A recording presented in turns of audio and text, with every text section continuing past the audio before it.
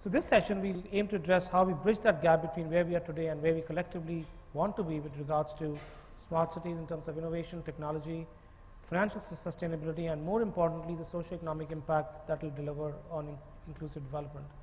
So let me begin by asking, kicking off with Mr. Agarwal on, you've been doing a lot of work in the government in terms of creating plans or projects around technology and how we're bringing all these technologies together. You know, you were talking about the M2M network, for example. How are we going to bring all these technologies to deliver efficient and effective waste management in the smarter city concept? Units, this collection, segregation and all these activities is very, very important for the disposal and throughout the year. So any day, in case we miss it, then it causes a great health hazard to the society and to the environment. And as per this NASCOM report, I think India produces more than 100 million tons of waste a year, and as per some study, more than 40% of the waste is not collected on regular basis. So that is the cause in worrisome region. IT can play a very, very important role. Technologies can play a very important role as it is playing in other key sectors of the economy.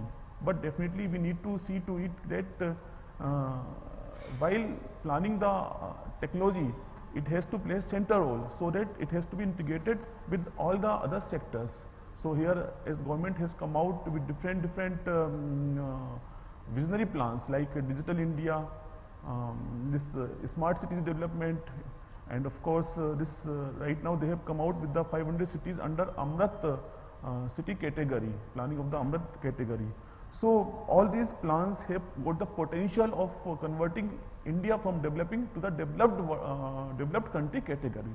But this can be done with the condition that how we use the IT technology. Right now in most of our plans, most of our cities, we are using IT as a separate category, while it has to play a role across all the verticals.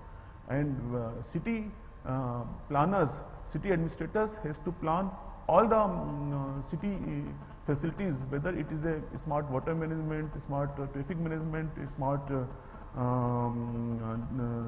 gas systems, and so to say this solid waste management, and of course other facilities being given by the city planners. With your experience in urban planning and development, how do you see the use of innovation and technology in this?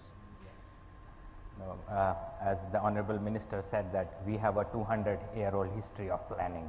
The Indus Valley civilization with its wonderful sewage system is a key for our knowledge learning right now. And our belief is that if you have well-planned cities, they have a higher degree of acceptance to being a tech-smart city. And what Mr. Agarwal talked about is what role technology has to play in planning of old cities like New Delhi or Delhi. These are old, organically grown, or some of the cities are planned, but they have been there for hundreds of years. So what role does technology play in? We have a tool across the sectors now.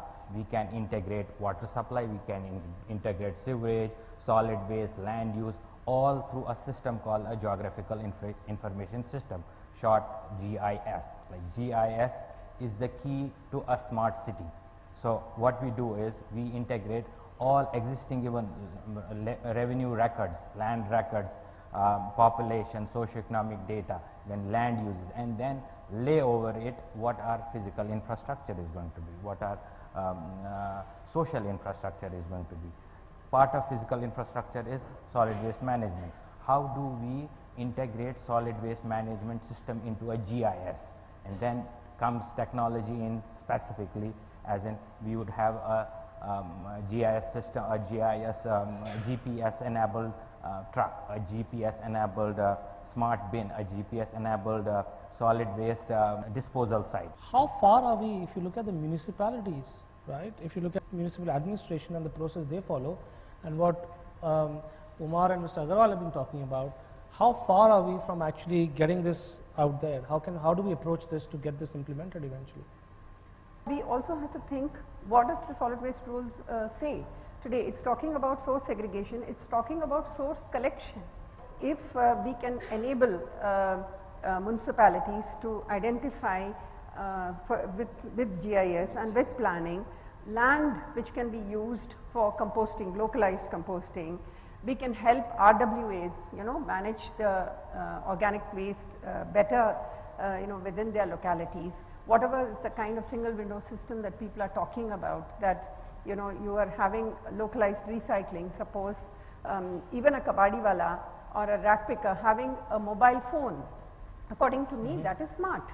So maybe smart is, we start with saying that it is not waste, because the moment you say waste, the telecommunication department will say that, okay, let's use a huge truck with a digitized method of finding the correct municipal bin and the correct dump, and putting this waste into that. But if I think that organic matter is resource for me, then I will say that, okay, service elevator is fine, why not? I mean, if I can take my food up there, why can't I take the waste down there? So I think first and foremost I would also like to say that use of the word scavenger hunter and things like that, we should avoid. It's my personal request. How can private companies, one is about getting them not to pollute or treat their waste properly, but how can private companies, apart from being socially conscious, be actually engaged in kind of ensuring, or international partners in contributing to the cleaner, smarter city concept, right? How do we get them engaged? So I'm going to talk about two things. One is the role of corporates and funders, but really the question is, how do we get them to come together, to collaborate, to almost follow a results-oriented approach? Now, as we look at companies, there are really 4 types of companies that one can engage. The first are companies that have a strategic interest, a business interest in this particular domain, right? And therefore, the conversation that you have with them is really talking to the business leaders and making a business case for why they should participate. The second set of companies are ones that have a stakeholder or a CSR interest. So think of manufacturing companies who are very concerned about the waste that gets generated outside their own factory locations, right? In addition to how they manage waste internally. And the reason they're managing waste is because their stakeholders have very specific expectations from these companies to be able to contribute. What's interesting about these companies, and if you tie that in with the CSR regulation, is that these are companies that are interested in those communities for a long period of time. They're going to be investing money year on year, and they have the ability to take a long-term and more holistic approach. The third set of companies are ones that are impact-oriented. So think of financial institutions, technology companies, for whom waste is not an area of any kind of strategic or stakeholder interest.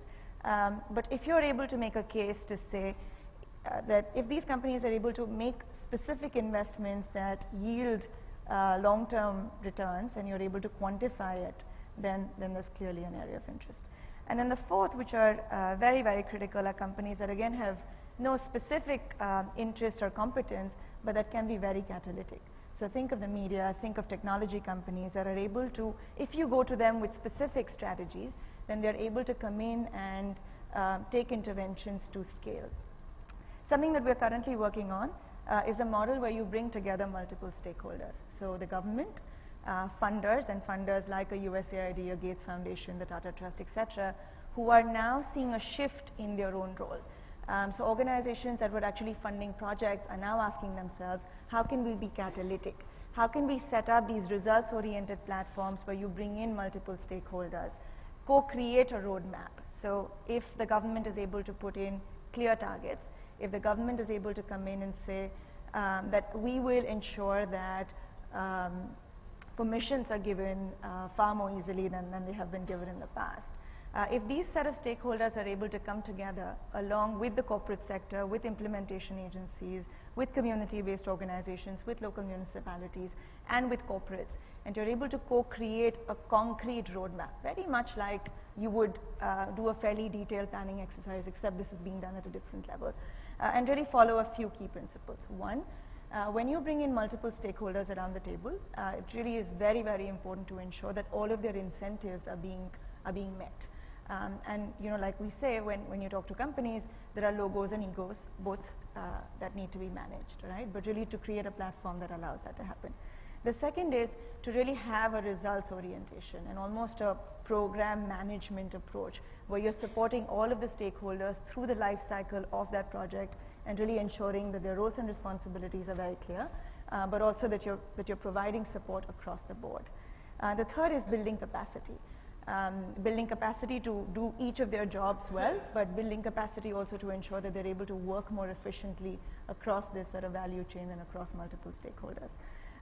The next is really talking about knowledge.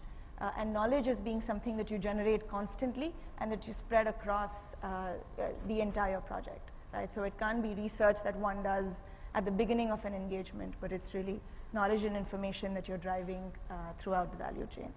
And then the last is really innovation and technology, which are not verticals, I think, as was discussed, but they are really horizontal layers. They're the foundation that makes the entire project succeed.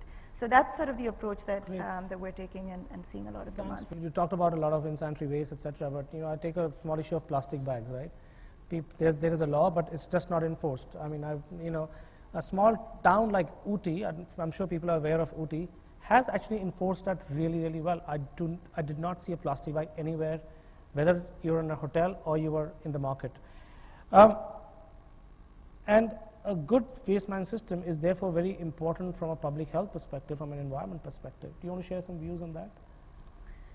Two aspects. One is at the planning stage, to be able to get together all of the stakeholders as much as is feasible. And try and get their inputs not on just the creation of the policy, but the implementation of the policy across all levels, right? The second is to support that process through constant capacity building and support, and really take a solutions-based approach, a problem-solving approach, because you're constantly going to get into blocks that you didn't fully anticipate, and that's okay. As long as there is a mechanism to quickly sort of address some of those challenges and open it up.